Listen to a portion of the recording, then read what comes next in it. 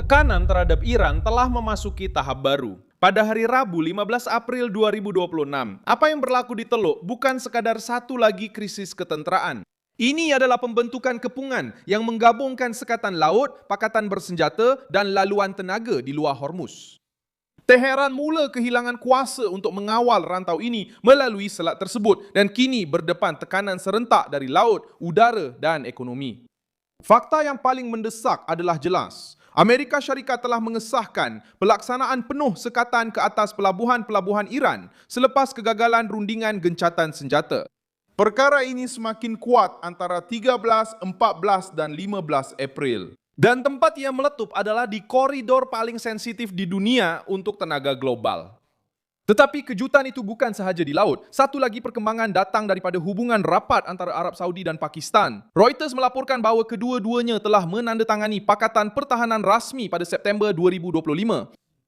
Dan kini, pada 11 April, Pakistan telah menghantar pesawat pejuang dan pesawat sokongan ke pangkalan udara King Abdul Aziz di timur Arab Saudi berhampiran Teluk. Ini sangat penting kerana Pakistan yang sama cuba menjadi orang tengah dalam perbincangan juga, pada masa yang sama menguatkan pihak yang mahu mengekang Teheran.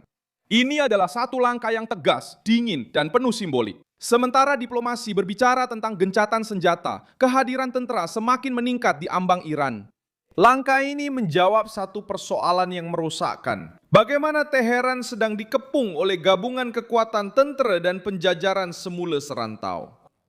Arab Saudi mendapat perlindungan tambahan, Pakistan semakin mendekati pentas Teluk dan Amerika Syarikat terus berada di tengah-tengah tekanan. Pada hari yang sama, 15 hari bulan, Reuters juga melaporkan bahawa Riyadh telah meluluskan tambahan $3 bilion sebagai sokongan kepada Pakistan, menukuhkan hubungan yang kini bukan sekadar diplomatik. Adakah ini membantu untuk menjelaskan mengapa kepungan ini tidak kelihatan seperti sesuatu yang dibuat secara tergesa-gesa? Ia mempunyai asas politik, asas kewangan, dan kini mempunyai asas operasi. Namun, tamparan yang paling senyap adalah dalam bidang tenaga. Arab Saudi telah memulihkan sepenuhnya kapasiti paip minyak Timur Barat pada 12 April kepada 7 juta tong sehari. Selepas serangan yang berkaitan dengan perang dengan Iran, saluran paip ini membawa minyak dari sebelah Teluk ke Yanbu di Laut Merah tanpa bergantung kepada Selat Hormuz. Ini mengubah keadaan. Kerana selat itu masih penting, tetapi ia bukan lagi satu-satunya titik sempit untuk bahagian penting pengeluaran Arab Saudi.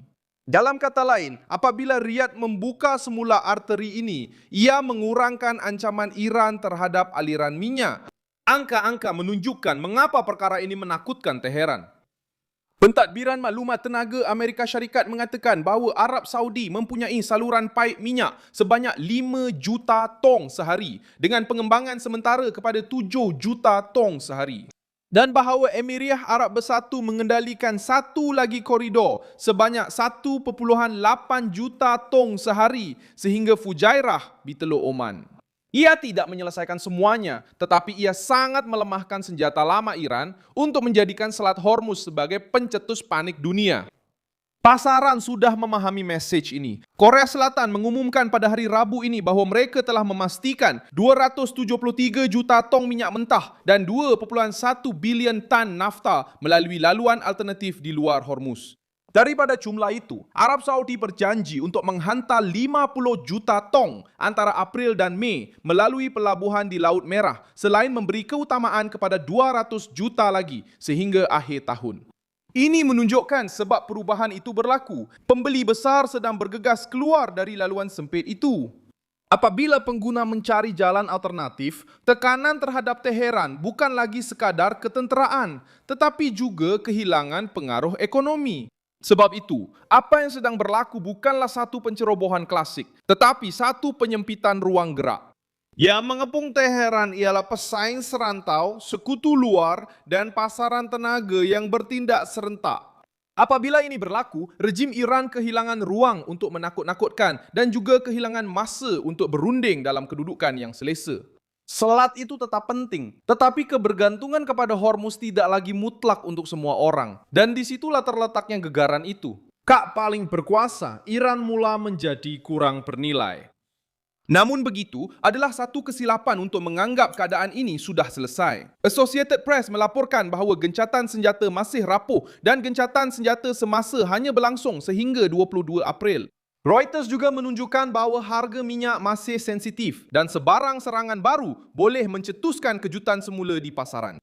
Jadi, gambaran akhirnya adalah seperti berikut. Teheran berada di bawah tekanan kerana menghadapi sekatan, melihat pesaing membuka laluan untuk mengelak Selat Hormuz dan menyaksikan hubungan ketenteraan yang semakin rapat antara Arab Saudi dan Pakistan. Dan berdepan dengan pembeli yang cuba mengurangkan keupayaan untuk memberi tekanan. Kepungan semakin ketat sekarang. Dan sebabnya mudah, apabila laluan alternatif muncul dan pakatan bersenjata semakin kukuh, kuasa ancaman Iran semakin mengecil.